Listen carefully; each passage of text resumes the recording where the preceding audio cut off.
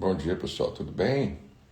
Sejam bem-vindos ao nosso Uma Coisa, um bate-papo rápido, descontraído sobre as coisas de Deus e sobre crescimento espiritual. Meu nome é André Rangel, todo dia, de segunda a sexta, 7 da manhã a gente entra aqui ao vivo e bate um papo rapidinho e bem descontraído sobre as coisas de Deus e sobre crescimento espiritual. Como é que você está nessa manhã? E se você está assistindo depois, como é que você está hoje, nesse seu dia? Deus te abençoe. E mais um minutinho, a gente faz uma leitura do nosso devocional diário, faz uma oração juntos, conversa um pouquinho sobre esse tema. Bom dia, Carlos, Ana Maria, Cláudia, Annelise, Júlia. Bom dia, Estela, Ana Paula, Cristiana, Andréia, Carla, tudo bem? Bom ver vocês. Hoje, a quarta-feira, dia 13 de maio. Que benção, hein? Que bom a gente estar junto aqui. Friozinho, verdade. Tudo bom, Regiane? Bom, André, Lívia, Rosivone. Amém. Hoje, vamos mandando aviãozinho. É isso aí, André, gostei. A André está falando aqui que ele compartilha no nosso Instagram, né? Com seus amigos aí. Aí embaixo da sua tela deve ser igual a minha, tem uma gaivota aqui, um aviãozinho, que é como você pode compartilhar com outras pessoas esse momento aqui. Bom dia, tudo bom, Adriana? Amém. Se você nesse momento lembra de alguém que Deus colocou no seu coração, compartilha nossa live aqui, que vai ser muito bom. Tudo jóia, graças a Deus. Vamos lá, a nossa leitura de hoje. Um tema muito interessante. 13 de maio. Orar depois de vitórias. Marcos capítulo 6, verso 46, diz assim: Tendo-a despedido, subiu a um monte para orar. Depois de um grande milagre que Jesus realizou, ele se despede de toda a multidão e sobe a um monte para orar. O que você faz depois de uma vitória espiritual? Onde você vai depois de alcançar um ponto alto na sua vida cristã? Jesus foi orar. Ele tinha acabado de alimentar uma multidão com apenas 5 pães e 2 peixes. Se houvesse um momento para relaxar e ficar descansando debaixo do brilho do poder de Deus, seria aquele. Ao invés disso, Jesus subiu em uma montanha para orar. Quando Jesus orava, o Pai revelava claramente sua vontade e seus caminhos para o seu filho. Eventualmente ocorreu aos discípulos de Jesus que ele se preparava para todas as decisões mais importantes e os desafios mais difíceis por meio de um tempo de oração. Enquanto Jesus orava na montanha, naquele dia, o pai sabia que o seu filho iria enfrentar uma tempestade feroz, que no próprio capítulo 6 de Marcos é revelado. Os discípulos correram para uma tempestade despreparados, mas Jesus entrou nela depois de ter comunhão com seu pai em oração. O pai tinha preparado Jesus para o que estava por vir, e Jesus encontrou a crise preparado com todo o poder de Deus. É tentador relaxar depois de uma vitória espiritual, mas uma crise pode vir a qualquer momento. Você deve montar a guarda sobre os seus pontos altos. Nos momentos em que você tem experiências muito fortes com Deus, você deve imediatamente tirar um tempo sozinho para orar. Assim você não será pego despreparado quando as lutas vierem. Você já experimentou uma vitória espiritual? Siga o exemplo do Senhor e vá de imediato a um lugar de oração para que o Pai possa prepará-lo para o que virá. Amém? Essa leitura de hoje é baseada no capítulo 6 de Marcos, que desperta a nossa atenção, né? Não tinha ainda parado para pensar que realmente Jesus tinha um hábito de orar e as orações públicas de Jesus não pareciam ser muito longas, nem tão frequentes assim. Mas as orações em secreto parece que eram o tempo realmente de treinamento espiritual, de crescimento, de fortalecimento, que era o combustível do Senhor Jesus. Isso tem que nos ensinar alguma coisa, né? Você vê Jesus realizando grandes milagres, às vezes até sem orar. Mas ele tinha passado aquela noite orando, ele tinha gastado tempo com o Pai.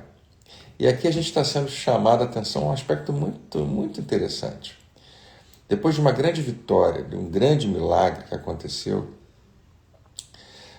Jesus, ao invés de dizer, bom, agora eu vou descansar um pouco, ou então, agora vamos celebrar, vamos comemorar o que aconteceu, o que talvez todo mundo considerasse justo, ele sai sozinho, como quem diz, eu não posso dar nem um minuto para essas pessoas ficarem me bajulando, ou então realmente me elogiando por tudo que eu fiz, porque Jesus nunca aceitou nenhum elogio. Toda a glória que ele recebia, ele entregava imediatamente ao Pai. E era de verdade, né? Era de fato que ele fazia isso. Ele não fazia para mostrar para as pessoas que ele era humilde. Ele realmente dizia, olha, é o Pai. É a única pessoa que pode fazer isso e tem feito através de mim. E Jesus não tinha o menor problema de ser reconhecido como Senhor, como Mestre. Ele aceitava, obviamente, a maneira como os discípulos o trataram. Ele falou, vocês me chamam de Senhor e vocês estão certos. Jesus não tinha problema de se compreender perfeitamente, mas o que a gente percebe no texto é que ele nunca, nunca, nunca deixou a sua dependência de Deus. Ao contrário de Adão e Eva lá atrás, que a primeira tentação foi justamente ficar independente de Deus, e essa é a tentação que nós temos todo dia. Jesus é o contrário. As tentações de Satanás com Jesus no deserto, todas elas também apontam para uma independência de Deus. Não precisar de Deus. Já parou para pensar nisso? Tudo que o diabo oferece a Jesus é uma maneira dele mesmo resolver as questões, ao invés de depender de Deus. Jesus nunca caiu nessas tentações, nessas armadilhas, e o seu ministério inteiro ele é permeado por essa verdade, de que ele depende totalmente, exclusivamente de Deus. O apóstolo Paulo, quando escreve em Efésios capítulo 6 sobre a armadura de Deus, ele fala de uma postura, de você resistir, de ficar firme. E ele fala dos vários elementos da armadura e fala que a sua maneira de lutar contra o inimigo não é deferindo golpes, mas permanecendo firme. Quando termina, ele fala assim, depois que você venceu tudo, vitória, glória a Deus, permaneça inabalável. Eu acho que a gente está vendo aqui um padrão, que existe algo que nos pega de surpresa e não precisava. Que a gente, sempre que alguma coisa muito boa acontece, a gente agradece a Deus, sem perceber, a gente pode se tornar vulnerável. Nos melhores momentos da nossa vida, que nós queremos e devemos celebrar, e não tem o menor problema fazer isso, e queremos e podemos descansar um pouco, também não tem problema, nós não podemos ignorar a nossa total dependência de Deus. Talvez tem algo que acontece na gente sem que a gente perceba. Talvez a gente naquele momento tenha a impressão de que a gente é alguma coisa. Talvez tenha sido isso do que Jesus fugiu quando ele alimenta milhares de pessoas com 5 pães e 2 peixes, um grande milagre, todo mundo está olhando para ele admirado. Ele é o foco das atenções, todo mundo fala, é o nosso rei, você é tudo para nós. E Jesus escapa sem chamar atenção e vai para um lugar para ficar sozinho. Quando a gente está num momento de glória, a gente quer receber alguma glória. A gente gosta dos elogios. A gente ama o ambiente da aceitação. Jesus foge de tudo isso. Talvez ele estivesse pensando, eu vou, sem perceber aqui, me contaminar com o fato de que essas pessoas realmente acreditam que eu sou alguma coisa sem o Pai. Então eu vou fazer o seguinte, eu vou ficar só com o Pai. Eu vou escapar para um lugar onde ninguém vai me ver. E eu não vou poder receber nenhuma glória, nenhum elogio, e ninguém vai poder me pedir nada, e eu não vou poder atender imediatamente, mas eu vou ter comunhão com o meu Pai. E isso me reposiciona no lugar de dependência, me dá a orientação necessária, porque era nesses momentos que Jesus recebia a sabedoria do Pai. Não só nesses momentos, durante seu ministério você vê Jesus recebendo sabedoria instantânea, mas eu acho que tem a ver com essa comunhão. Na verdade, que tudo sempre volta para esse lugar. Você vê como é que um rapazinho tão novo, igual Davi, consegue vencer um guerreiro poderoso, gigantesco como Golias. Ele dá crédito a Deus. E talvez seja porque Davi gastava tempo com Deus. Sua coragem, sua fé, seu entendimento de que ele tinha uma aliança com Deus, só poderiam vir de tempo gasto, de relacionamento desenvolvido com o Pai, que ele chamava de pastor. O Senhor é o meu pastor. Era a melhor maneira que Davi conseguia compreender a paternidade de Deus. Ele cuida de mim, ele me alimenta, ele me guia, ele me protege. Tudo isso que Deus revelava era suficiente para Davi pensar, vale a pena gastar tempo com Deus, com o Senhor. E quando finalmente uma batalha vai acontecer, o que Davi leva? Ele leva pedras. Não, ele leva Deus. Ele não leva pedras para matar os gigantes, ele leva o próprio Deus. Você vem contra mim com espada, com lança e com escudo. Eu, porém, vou contra ti em nome do Senhor dos Exércitos, o Deus dos exércitos de Israel, a quem você tem afrontado. Davi desperta Golias para o fato de que ele não deveria ter mexido com quem tem aliança com Deus. E Davi ameaça Golias e cumpre a ameaça. Mais uma vez, e o tempo todo você vai ver esse padrão. Davi não estava ali no campo de batalha orando, pedindo a Deus que fizesse alguma coisa. Me ajuda, Senhor, olha só o tamanho do gigante. Não, Davi gastava tempo com Deus. E você vai ver em outros episódios, outros personagens, os discípulos de Jesus, que são talvez um ótimo exemplo disso, o apóstolo Paulo, outros personagens do Antigo Testamento, que vão revelar esse padrão. Quando gastavam tempo com Deus, estavam preparados para o próximo desafio. Quando não gastavam tempo com Deus, entravam em desafios desesperados. Isso acontece com reis, acontece com guerreiros, acontece com profetas, acontece com homens e mulheres que vão estar lá nas páginas da nossa Bíblia, tanto no Antigo quanto no Novo Testamento. E Jesus é a melhor pessoa que vai ilustrar isso. Como eu disse para você, ele às vezes está diante de uma grande multidão e faz uma pequena oração. Levanta pão, levanta os peixes e diz, muito obrigado. Isso aqui é bom. A Bíblia diz que ele abençoa e agradece. E Jesus não fica ali um tempão orando. Eu não tenho nada contra orações longas, eu acho que ela tem muito o seu lugar. Mas eu acredito que orações públicas não precisam ser, se você vive uma vida de oração com Deus. A oração longa, na verdade, deve ser uma conversa intensa.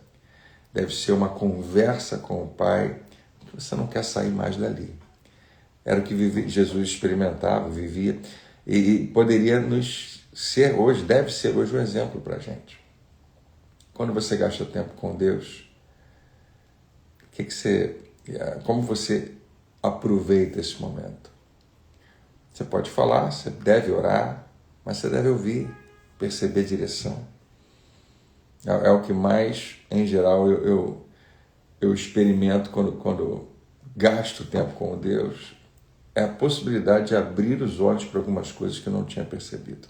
No caso de Jesus, a história vai nos contar que naquele mesmo capítulo 6 de Marcos, uma grande tempestade iria acometer o barco onde os discípulos estavam. E Jesus tinha mandado eles irem. Ele estava obedecendo à voz de Jesus. Jesus não poderia criticá-los, por não estarem preparados para uma tempestade. Para eles, a tempestade pegou de surpresa. Para Jesus, não. Segundo o texto que a gente está lendo aqui, esse tempo de oração é um tempo onde Deus está falando, olha, você teve uma grande vitória agora, permaneça inabalável. Porque tem outras vitórias para acontecer, mas antes da vitória tem o quê? Uma luta, uma batalha. E aí Jesus vai se encontrar com aqueles discípulos andando por sobre as águas, acalma a tempestade, entra no barco e fala, como mais uma vez, a frase que ele em geral falava com eles. Porque ele é Deus e nós somos homens. Ele fala, não temas, sou eu. Não temas, sou eu. Jesus pensa, que, talvez, eu estou pensando nisso aqui agora, mas eu acho tão maravilhoso. Enquanto ele estava no monte orando, era mais ou menos isso que o Pai falava para ele. Eu estou contigo. Você vai enfrentar a tempestade? Não temas, sou eu estou lá com você. E Jesus, completamente imerso nessa presença, carregando o próprio Deus, o Espírito Santo, com toda a sua força, representa isso para mim e para você, para os discípulos que estão num barco, para mim e para você que estamos num barco que às vezes está enfrentando uma tempestade. A Bíblia fala de vento forte, de água entrando no barco, de uma impressão e talvez uma preocupação do perigo que está por vir. E ele chega no nosso ambiente, na nossa realidade, dizendo, não precisa temer, eu estou aqui. Não é sempre esse lugar que Deus quer levar a gente? Porque não tem sempre alguma coisa querendo provocar esse medo, não tem sempre alguma coisa nos ameaçando. Nesse momento, talvez você esteja preocupado e ansioso com algo que ainda não aconteceu, mas parece que vai acontecer. Você perdeu alguma coisa muito preciosa, seja dinheiro, seja um relacionamento, seja parte da sua saúde, e faz você pensar, o que vai vir agora? O que vem depois? Como é que vai ser a minha vida? Você está num barco, está balançando. E você lembra, Deus já me deu vitórias antes. Os discípulos poderiam pensar, o Deus que estava em terra firme com a gente, multiplicando pães e peixes, não nos abandonou. Mas não, quando a gente está no meio da tempestade é difícil enxergar Deus, muito difícil. Mas Jesus vem e fala, não temas, sou eu. E talvez tenha deixado uma lição muito forte para aqueles discípulos e para mim e para você hoje. Quando uma grande vitória acontecer, quando uma pequena vitória acontecer, quando qualquer vitória na sua vida acontecer, não descanse em você mesmo. Vá até Deus, agradeça a Ele, celebre a sua vitória junto a Ele e perceba que direção Ele vai te dar. Talvez Ele mostre para você algo que você precisa saber e ainda não sabe. Você já fez essa oração? Você não sabe, hoje, quarta-feira, você não sabe o que vai acontecer na quinta, você não sabe nem o que vai acontecer hoje, né? Mas vamos pensar assim, suponha que amanhã aconteça alguma coisa muito grande na sua vida. E eu não estou profetizando nada, não estou falando que vai ser positivo ou negativo, mas algo grande. Deus já sabe. Deus sabe o que vai acontecer e você não. Isso todo dia é um potencial para nossas orações. Senhor, eu não sei. E realmente não sei. Você não tem, nunca vai ter o controle do amanhã. Você não tem mesmo. A razão da gente sentir medo é justamente essa. A gente não tem nenhum controle do que vai acontecer. Então a gente precisa estabelecer a nossa vida nele. Confiar nele. Ir até ele diariamente em oração. Dizendo, Senhor, eu vou ficar em paz. Eu vou ficar realmente tranquilo que eu não tenho controle, mas o Senhor tem. Eu vou fazer o que o Senhor me mandar fazer, porque uma parte é minha. A minha responsabilidade é ouvir e obedecer. Mas qualquer outra coisa que eu não tenho controle, eu vou entregar a Ti e vou confiar em Ti. Você sabia que você consegue fazer isso? Prometo a você que você consegue fazer isso. Tenha essa paz no seu coração. Eu podia ter trazido aqui para você a minha caixinha do Tá Com Deus. Muita gente lá na igreja tem essa caixinha. Uma caixinha pequenininha de acrílico, bem baratinha, que a gente comprou para distribuir. Que eu recomendo que você faça a sua ou compre a sua. Está escrito em cima assim, Tá Com Deus. Eu falei, quando você ficar preocupado e ansioso por algo que você não tem controle, você pode continuar preocupado e ansioso. Ou você pode entregar a Deus. Se você for entregar a Deus, eu sugeri para as pessoas da igreja, pega um papel, não muito grande, escreva a sua preocupação. Estou preocupado com a saúde da minha esposa, do meu marido, do meu filho, da minha. Estou preocupado com essa crise que eu estou vivendo financeiramente. Eu estou ansioso em relação a um possível divórcio que vai acontecer, a uma crise nessa área da minha vida, seja o que for. Dobra bem dobrado, coloca na caixinha do tá com Deus. Senhor, eu não tenho controle sobre isso. O Senhor sabe o que pode acontecer, o que vai acontecer, eu vou confiar em Ti e vou descansar. Esse é um exercício muito interessante, porque eu falo o seguinte para a igreja: agora você precisa respeitar o fato de que realmente está com Deus. Porque se você voltar a ficar preocupado, ansioso, nervoso, ai meu Deus do céu, o que eu vou fazer? Faz o seguinte, pega o papelzinho de volta, bota no seu bolso, guarda com você e diz, não está com Deus, está comigo. E você com isso está revelando que eu não vou confiar que Deus realmente vai fazer alguma coisa. É uma maneira física, visual, de mostrar o que a gente faz o tempo todo. Quando a gente fica preocupado, a gente não pensa nisso, mas a gente está deixando de confiar em Deus. O que você acha de deixar com Ele, de confiar nele? Mas não ignorar a sua parte e não deixar de orar. E não deixar de falar com Ele. Não tem problema você dizer, Senhor, essa situação ainda está acontecendo, mas eu vou confiar em Ti. Eu estou me sentindo muito tentado a chorar, ficar desesperado, sair correndo, mas eu decidi que não está comigo, está contigo. E eu vou descansar. Porque a tempestade faz parte da vida. Elas sempre vão vir. Você está preparado para a próxima? Se você entrar em oração e caminhar com Deus, você vai estar perfeitamente preparado. Palavras de Jesus. Olha aí, quanta gente aí que está testemunhando. Eu sei, eu também. Quando eu descansei nele, a bênção chegou. Eu gostei da frase, Alessandro. Quando você descansa nele, você para de ficar preocupado e, de repente, as coisas acontecem. E é verdade. E quem sabe alguém precisava muito lembrar disso hoje, porque você já ouviu isso antes, mas você precisava lembrar que o convite dele o tempo todo é: não temas, confia em mim, confia em mim. Você pode confiar em mim hoje? Você pode confiar em Deus hoje? Você pode descansar nele? Fala com ele, conversa com ele, lança sobre ele as suas ansiedades. E Deus não tem problema nenhum se você ficar chateado com ele, irritado, frustrado, não tem a menor crise. Antigamente eu tinha 2 pensamentos, já tive vários pensamentos sobre isso. Quando alguém me dizia que estava chateado com Deus, eu achava de uma imaturidade, uma infantilidade minha, assim, talvez seja. Ou depois, em algum momento, eu fiquei muito chateado com Deus e eu achei que era justificável. E eu descobri que Deus, Ele nos encontra onde a gente estiver. Se você está no fundo do poço, debaixo de uma nuvem de amargura e vivendo no sofrimento, e você clama por Ele, você chora, você grita, você esperneia, e você reclama, Ele te encontra lá. Ele sabe como te tirar de lá. E se você está no melhor momento da sua vida, e às vezes tem até a tentação de se esquecer que você precisa de Deus, Ele também te convida a encontrar-se com Ele. Mas depende mais de você do que você imagina. Não deixa de falar com Ele. Se você ler o livro de Jó, você vai ver que todas as reclamações e dores e problemas que Jó experimenta, e ele fala com Deus, em alguns momentos você fala, caramba, Jó não precisava falar isso.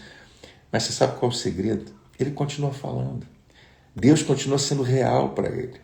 Se no meio do livro de Jó, Jó dissesse assim, eu não acredito mais, eu não creio mais, eu não falo mais com Deus, o livro terminaria ali e a história dele também. Então não tem problema você falar com Deus e gritar e ficar reclamando, seja o que for. Mais uma vez, é um momento da nossa vida, pode ser imaturidade? Pode. Mas não para de falar com Ele. Não deixe de falar com Ele. Continua tendo relacionamento com Ele.